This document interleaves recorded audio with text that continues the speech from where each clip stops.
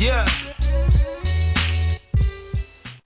Hey guys, so this video is all about how I make this strengthening treatment for my hair. It is hands down the absolute best hair strengthening treatment. I've tried loads of the synthetic ones on the market. I've tried all kinds of reconstructors, strengtheners. APHOGEE was great, but in my opinion, this is so much better. It is cheap in the long run over the course of a year. I mean, you can get these powders here for like £2. This for about £4. And I think that you'd probably get about at least 50 strengthening sprays out of those purchases. It is the absolute best. I use it on my hair after I've moisturized my hair or deep conditioned with a moisturizer, a moisturizing conditioner rather. I will go in with this. So I will use this in my hair after I've deep conditioned with a moisturizing deep conditioner.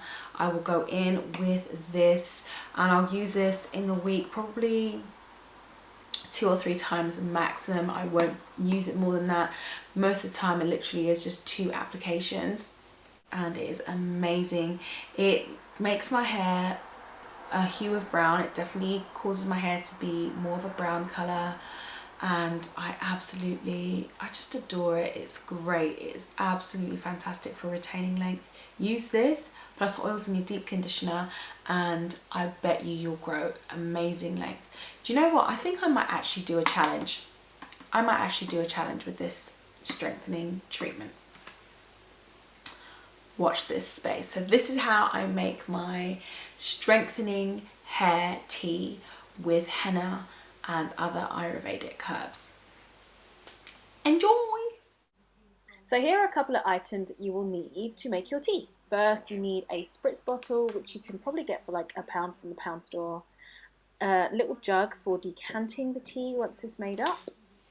Some measuring spoons, or you could just use regular spoons, that's fine. Also, you need muslin cloth or a cheesecloth, or you can also use a pair of tights that you own, but make sure you haven't worn them because that would just be nasty. Henna, of course, the most important ingredient. Every tea for your hair must include henna. That's the rule. Amla, Brahmi and Shikaikai. I'm actually only going to be using Amla and Shikaikai. I put Brahmi in there just as an example of something else you could use. And of course you need some lavender, or perhaps you could use tea tree, and the purpose of this is to act as an antibacterial agent and a preservative. And a simple elastic band. Pretty. So let's get started.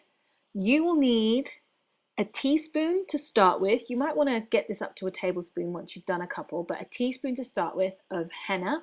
Make sure it's body art quality henna. The rest is just not even worth like looking at, honestly, because they add so much rubbish to it. So get a natural body art quality henna.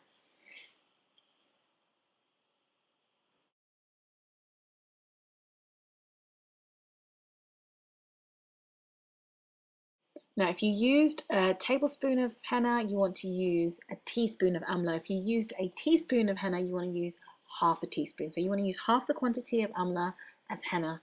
Otherwise, it just overpowers your hair. So you add that into your mug where you're going to be making your chai or tea. And then you go in with an equal amount of shikaikai as to the amla. And you add that to your mixture.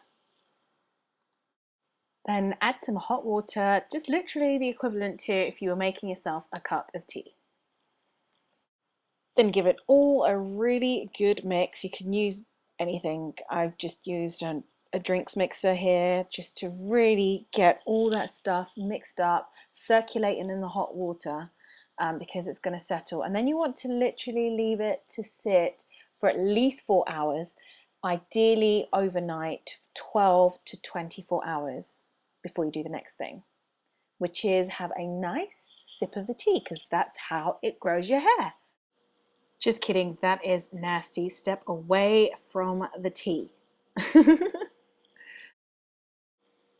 Actually, what you want to do is you want to now grab your muslin square, your cheesecloth, or your tights, whichever you have got to use, and put that over the jug. Hold that in place with an elastic band. Make sure there's like a dip so that you can pour in the tea without it spilling everywhere, because this part can really get messy.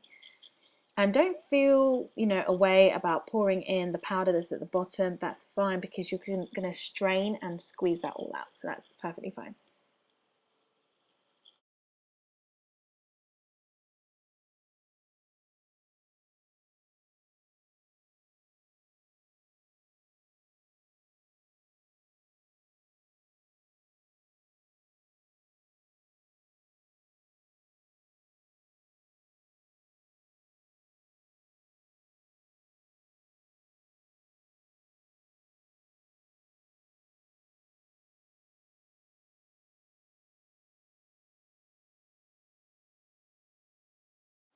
Now, the last thing you want to do is just decant into your spritz bottle, and voila, you have got the most amazing, intense hair strengthener out there. Hands down, this beats Chi, this beats APHOGEE, this beats anything else I have tried, and I have tried a few, okay?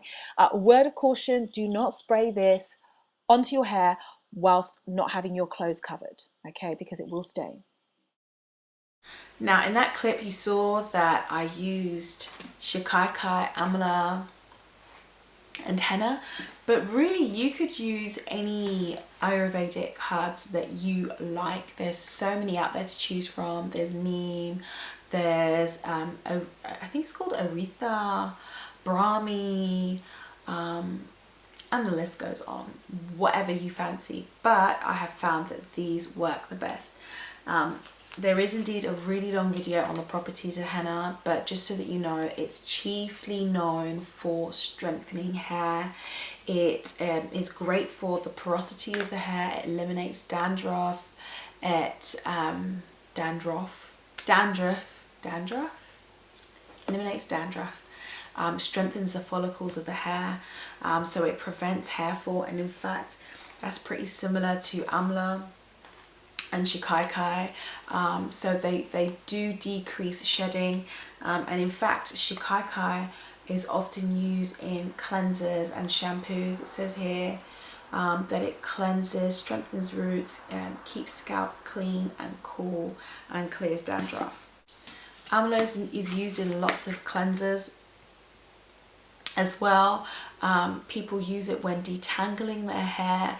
Like I say, if you buy amla oil from the Indian store, the one, the green one by Dabur, there really isn't, amla isn't featuring as a chief ingredient. It's really low down the list.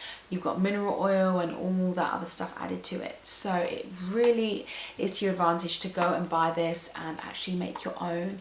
It has proteins, it has vitamins in it. It actually has tons of vitamin C, vitamin B in there, and it's just amazing. People use it on their skin in masks. It's supposed to prevent wrinkling. It's great for your skin. It's going to be great for your scalp, and for reducing hair fall. So if you would like an in-depth video on the properties of shikakai and amla, like the one I did on the properties and benefits of henna, please let me know down below. I have seen your comments wanting a nursery tour. That's coming. Wanting to know about the natural remedies for during pregnancy and postpartum. That is definitely coming. Lots of stuff in the works. I have been reading your comments. I am getting my behind in gear, and these videos will be coming to you soon. So I hope you enjoyed watching. Please be sure to subscribe. Toodles. Oh hey, and also be sure to check out my favorite hair products video. It features Giovanni's, baby, sheer moisture, coconut oil, Afro-Vedic oil, and Rasul clay, and loads more. Plus a video on how to make your own banana hair mask. Also a detailed video on the properties of henna. Links below.